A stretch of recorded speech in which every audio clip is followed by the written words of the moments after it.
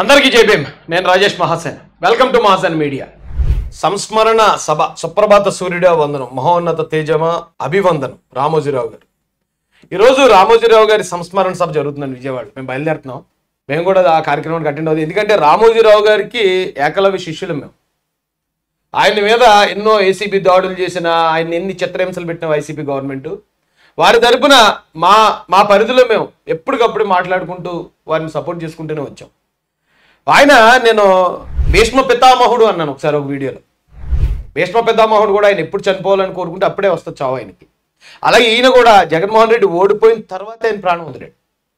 అప్పటి వరకు ఆయన అలాగా ఆ ప్రాణాన్ని నిలబెట్టుకుని ఆ ఓటమి చూసేదాకా ఆయన కన్ను మూయలేదు. కొన్ని జీవితాలు అంతే అండి, బతికిన పౌరుషంగానే ఉంటాయి, చనిపోయిన పౌరుషంగానే చనిపోతాయి. అలాంటి భీష్మ పితామహుడి సంస్మరణ సభ ఈ రోజున ప్రభుత్వ లాంఛనాలతో డైరెక్ట్గా సీఎం గారు ముఖ్య అతిథిగా విచ్చేస్తున్నారు. ఈయన ఒక స్వాతంత్ర సమరయోధుడు అండి ఆంధ్రప్రదేశ్ రాష్ట్రం కోసం. ఈయన ఎప్పుడు ఏ రోజున తెలుగుదేశం పార్టీని గుడ్డిగా సపోర్ట్ చేసింది లేదు. గుడ్డిగా తెలుగుదేశం పార్టీ ప్రతిరోజు జాకీలేసి లేపడం లేదు. ఆ పాత్రికేయ విలువలతోనే ఆయన ఎప్పుడు కూడా బతికాడు. ఎప్పుడు ఆయన వార్తల్లో అన్ని న్యూస్లు ఉంటాయి, ఎక్కడన్నా ఒకటి ఆరా తెలుగుదేశం పార్టీ కోసం వచ్చేది. కానీ ఒక సాక్షి లాగా, ఒక TV9 లాగా, ఒక NTV లాగా భజన బృందాలుగా పనిచేయలేదు ఆయన ఎప్పుడు.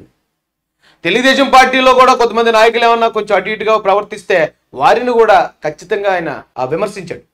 అంత గొప్ప వ్యక్తికి ఈ రోజున ప్రభుత్వ లాంఛనాలతో ఈ కార్యక్రమం జరగటం, ఇది ఆంధ్రప్రదేశ్లో ఉన్న మన పెద్దలకు మనం ఇచ్చుకునే గౌరవం అండి.